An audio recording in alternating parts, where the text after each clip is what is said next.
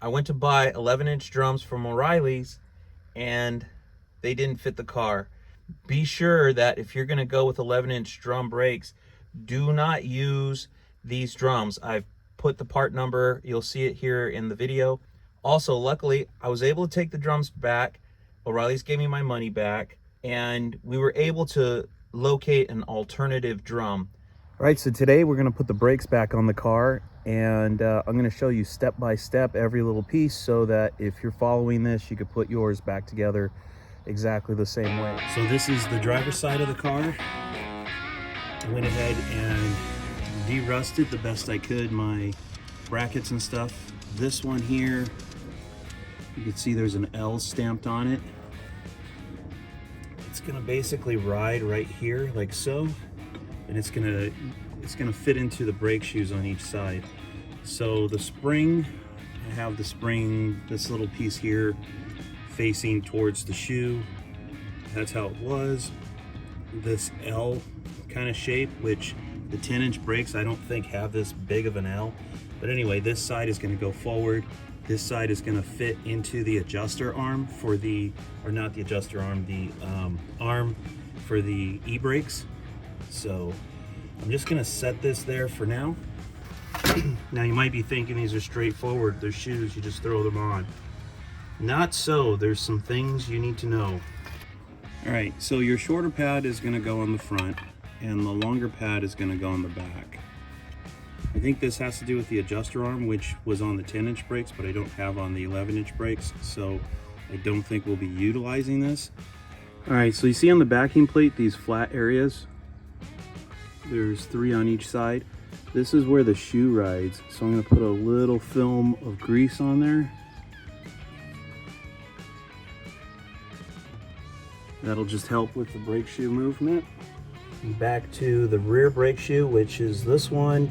This is again the driver's side, just to show you how much longer the pad is on the rear brake shoe.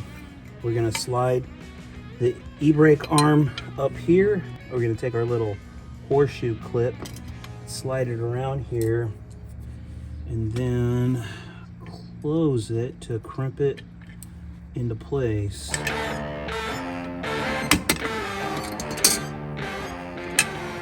Okay.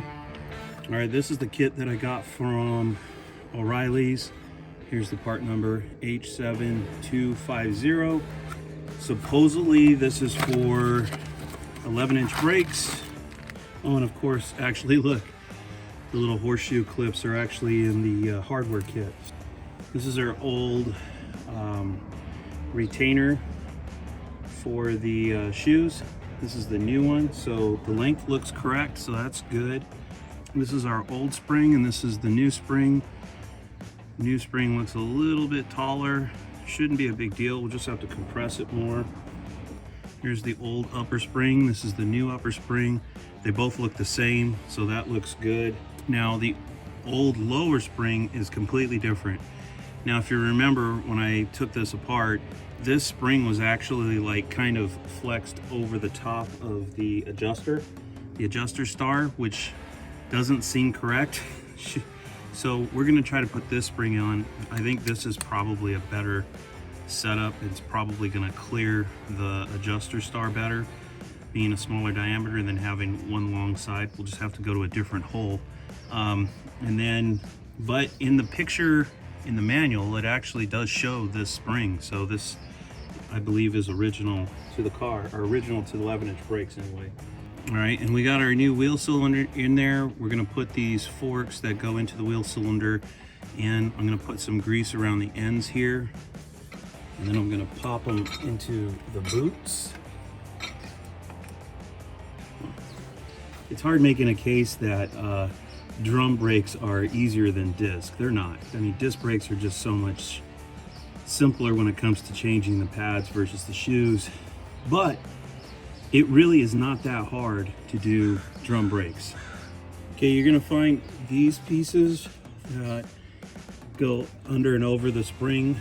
This one with the big hole goes in the bottom. This one with the slot goes on the top.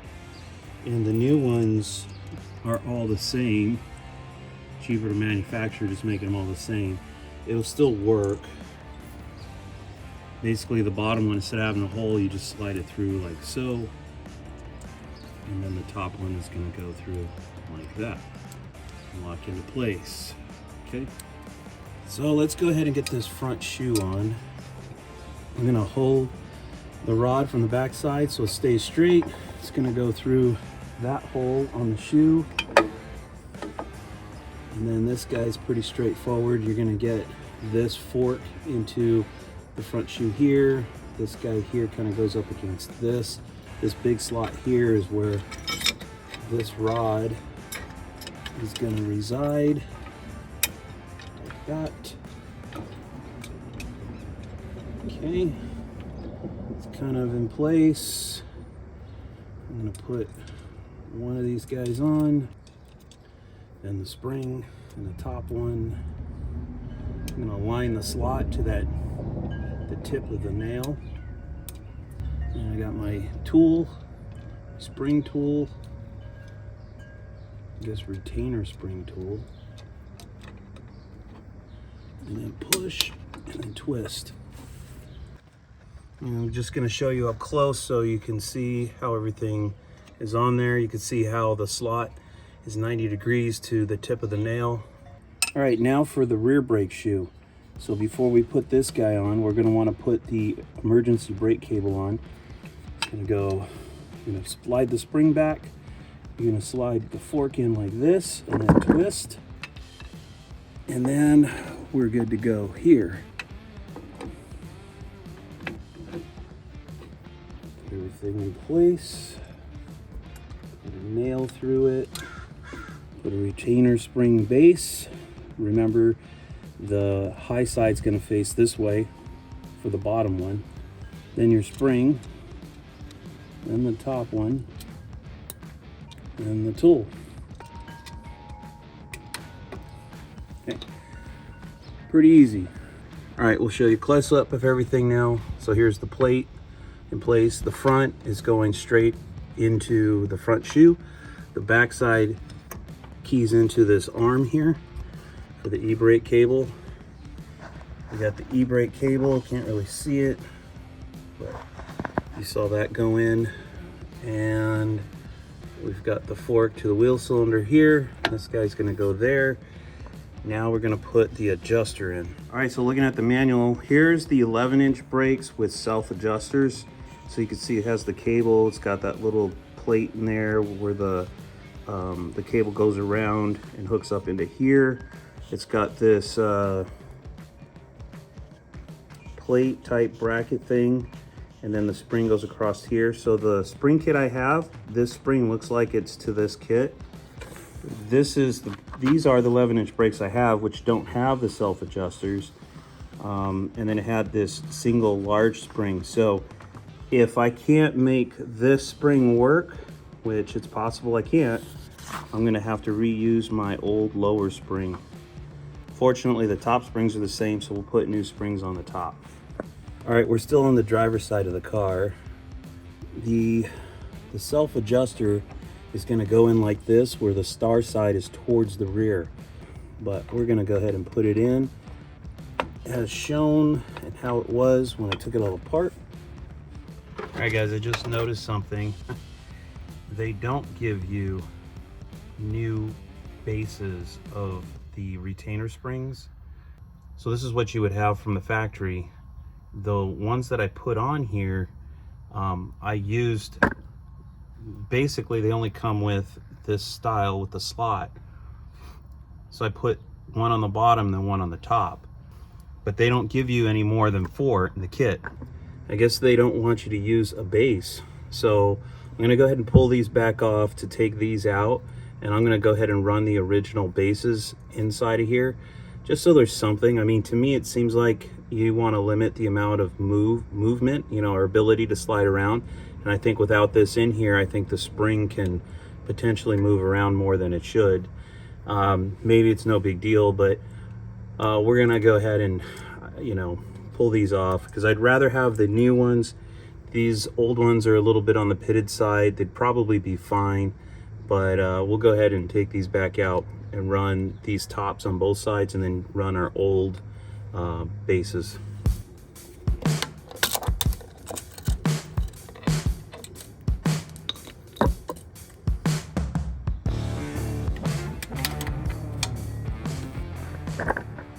All right, so we got most everything in place. We got our adjuster in place. Our shoes are mounted with our retainer springs. This emergency brake plate is in place. Emergency brake is in place, or cables attached. We got our little forks into the wheel cylinders and the emergency brake adjuster arm. So you put the short end into the hole of the shoe and fold it over like so. And you take the other end, you take this tool, which has kind of like a little bit of a ledge to it. You're gonna slide that through the spring. And then over here, I almost forgot to put this back on. Let's throw this guy back on. So I'm basically just gonna hook it onto that pin that's there, that post. And grab the other side like so. And basically repeat.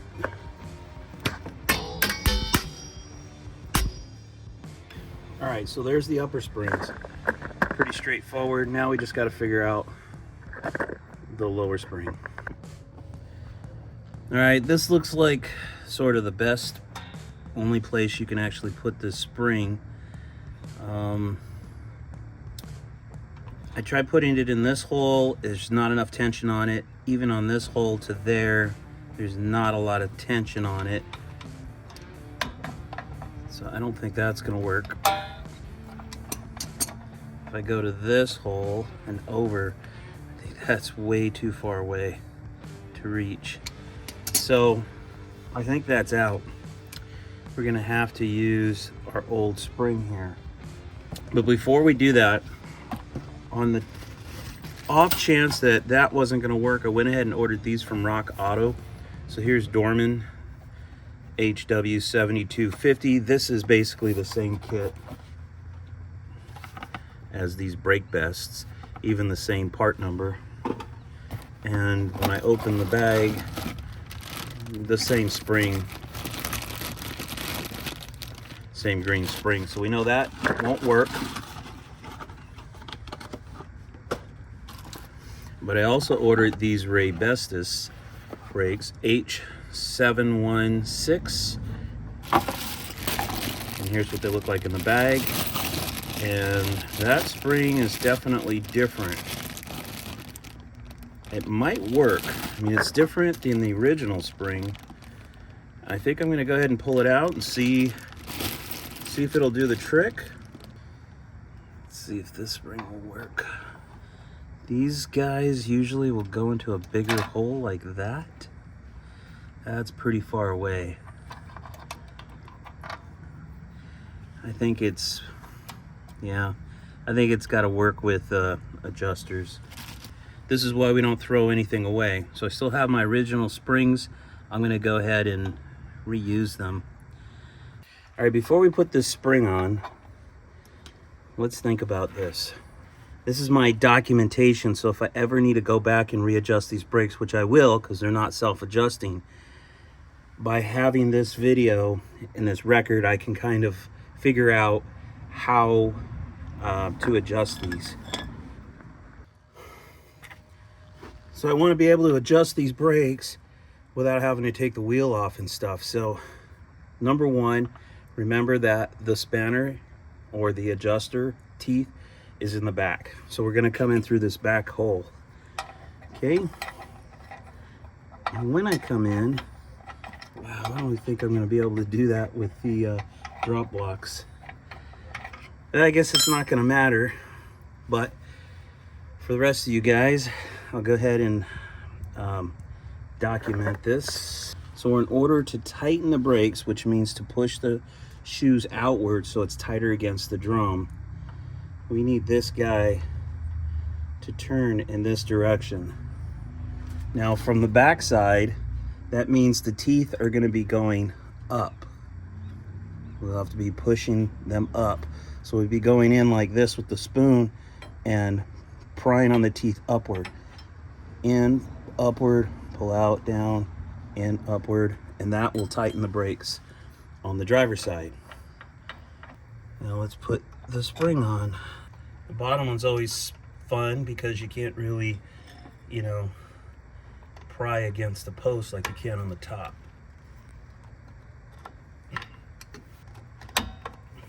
There. Alright. So it kind of sucks it's against the spring, but that's the factory. We got our drums. I got them painted. Unfortunately, they come raw metal, so they're definitely going to rust on you if you don't paint them. And I just use masking tape to basically tape off the surface. I'll go ahead and slide these on. Okay. Now, still super loose. What I try to do is adjust this guy.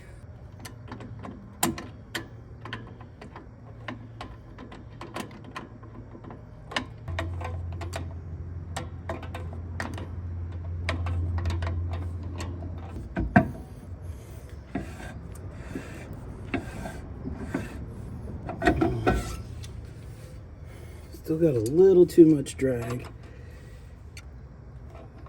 Oops, wrong way. You basically want to set it up to where there's just a slight amount of drag between the shoe and the drum. All right, for reference, we're on the passenger side of the car. Shoes, again, short one goes up front.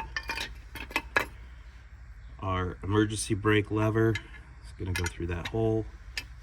The hardware kit did come with these clips, which is nice.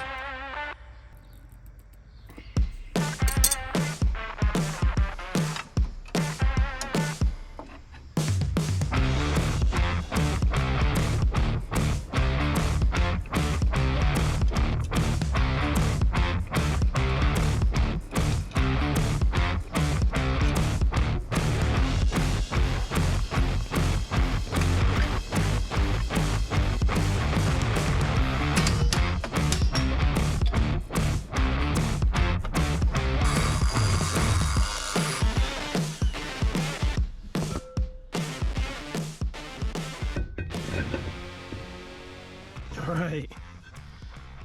It seems like they put a Ford rim on here or something. Although I don't think a Ford rim, the Ford rims have a smaller center circle in the rim. And, you know, I'm not sure. The drum should have been taking up most of this, so I don't know. I don't know what happened, but you could see there was definitely like something was forced on here that wasn't the correct size, and it just kind of plowed the metal, creating this ridge. And the drum just does not want to go on all the way. It's close, it's real close, but not quite. So, well, yeah, that's it. It's on there now. All right. Oh, brother. All right, I'm gonna clean this up, put a little spray paint on it so it doesn't rust again.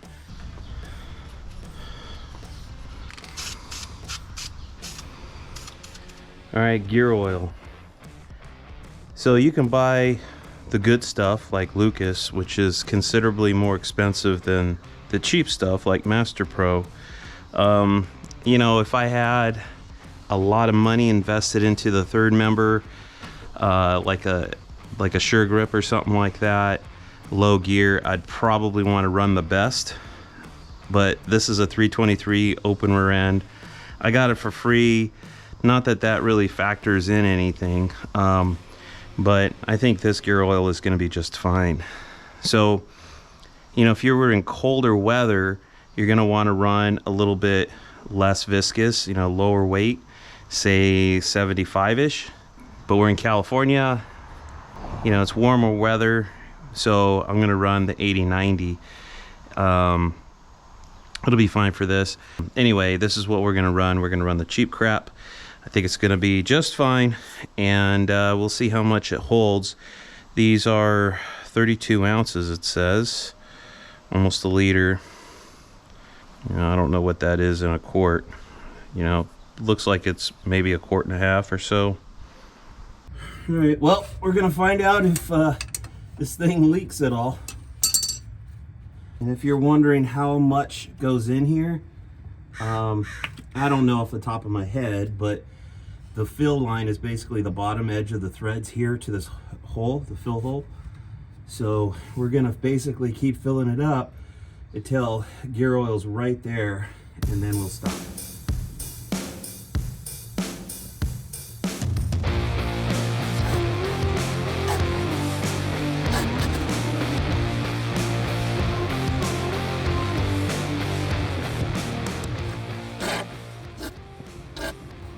So far, 2 bottles. Oh, all right, see it dripping out. So it was a little past 2 bottles.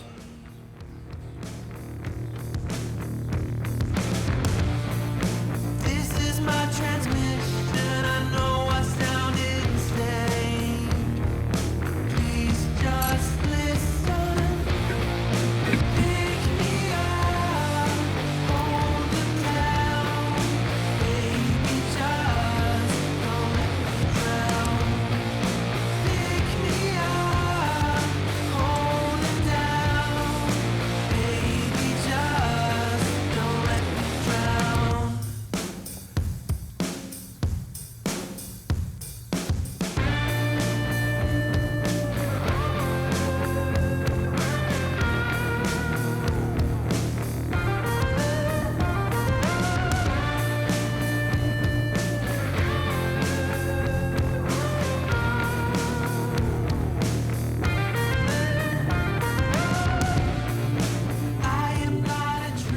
I have the reservoir for the brake bleed kit. I filled it full of brake fluid to probably, you know, basically it's this cleaner area you see here. There's a tube inside of this that goes down into the fluid, and then I just pressed the hose over the Zerk fitting. So by doing that, by having that hose inside of here into fluid and having fluid in this tank or reservoir, that prevents it from sucking air back. So when I push on the brake pedal, it's gonna push air through here, down this tube, and then the bubbles are gonna come out. And then when you lift up on the pedal, it's gonna pull fluid back instead of pulling air back into the system.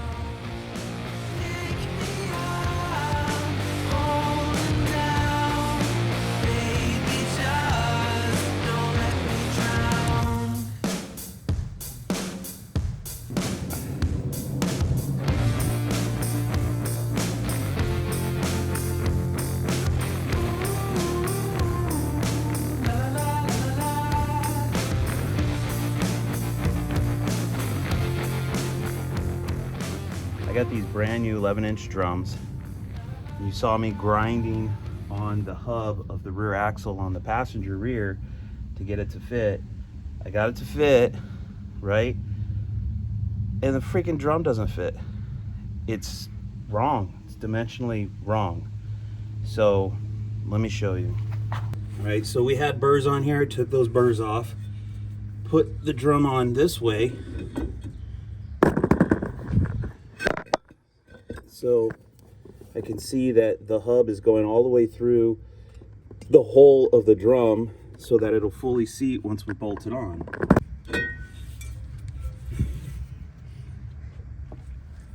But when I turn the drum around, put it on correctly, that's all the way on. See how the hub is not coming through the drum? Well, why is that? What's going on?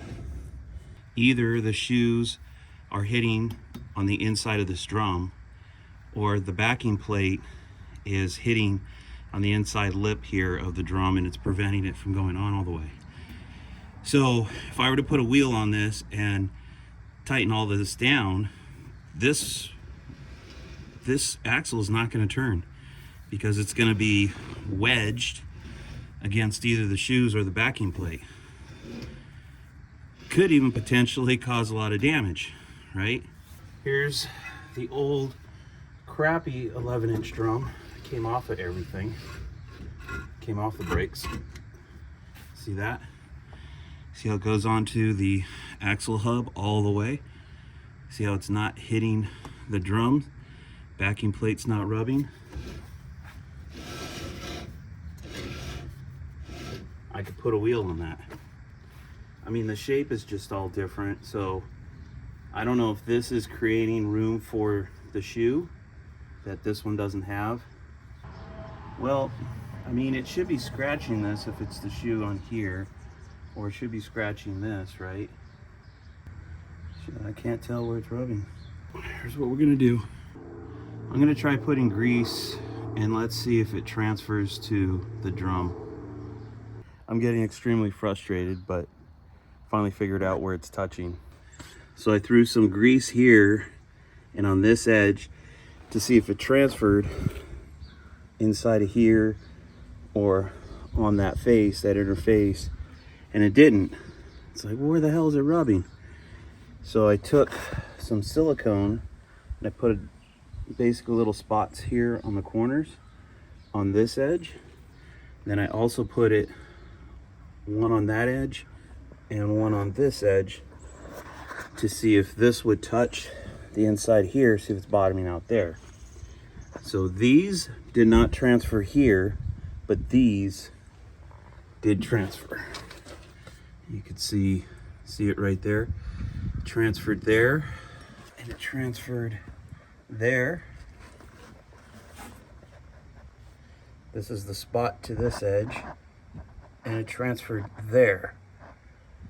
So I don't see oh, it was a little, no, I don't think it transferred on this corner. At any rate, this lip is basically too high.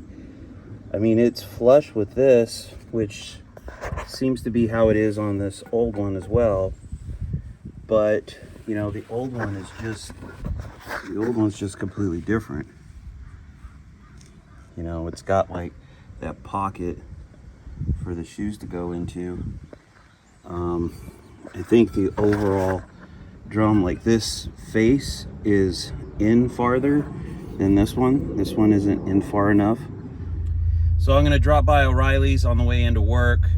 I'm gonna take the drums back. Hopefully I can get my money back. They're about 50 bucks a piece.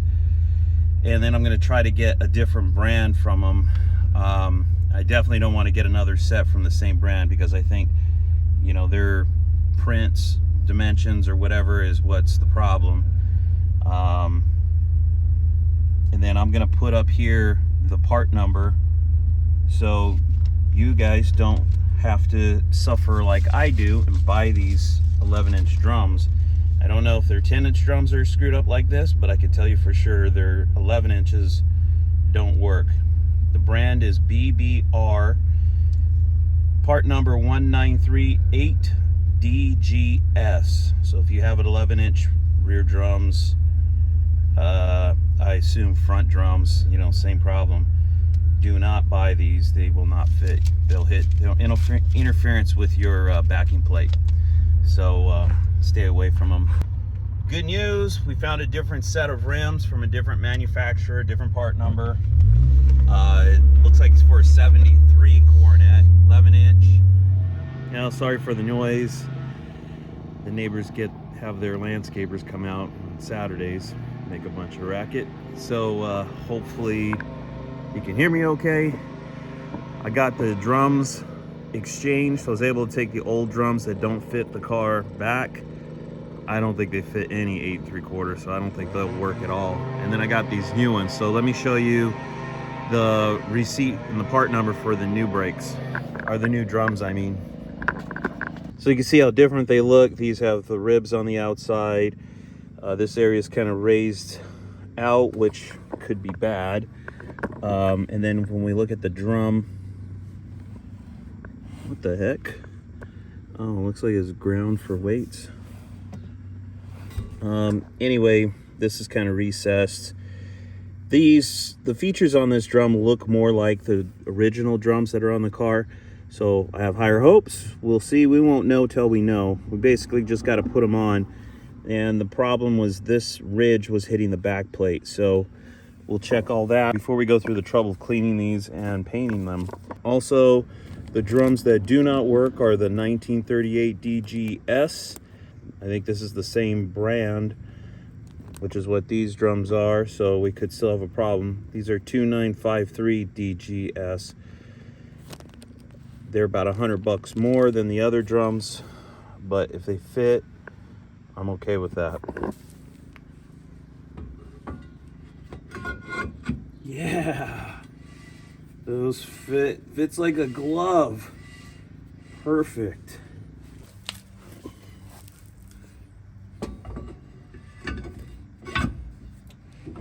Awesome.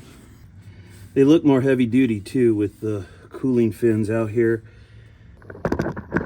It's possible that I just got a bad batch and they were just not machined correctly. I don't know, but they don't fit. The same company makes these. I mean, I assume it's the same company because, yeah, BBR. I think the company's actually BBR. BBR here. All the parts, like the brake shoes and the hardware, was also BBR. So again, the drums that do work are 2953 DGS. That's these guys right here. Fits like a glove.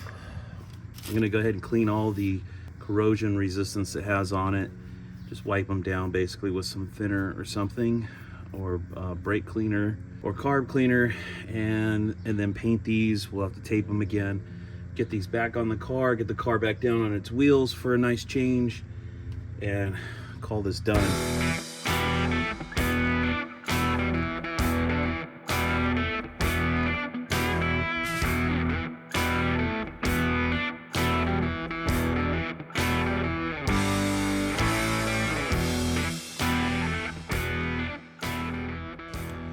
By the way, for all the brake parts, I use caliper paint, black, caliper black. There's the part number, BCP 102.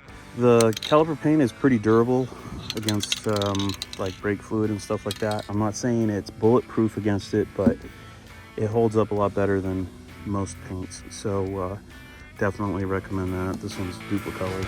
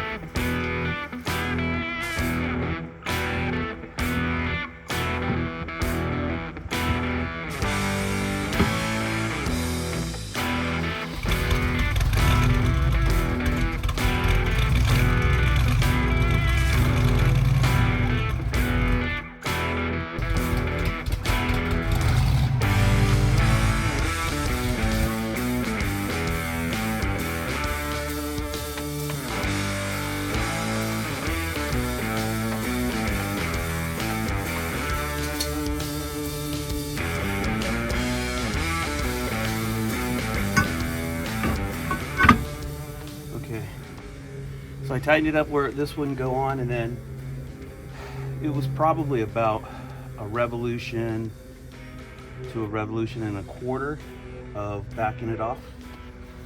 I think that'll be okay there.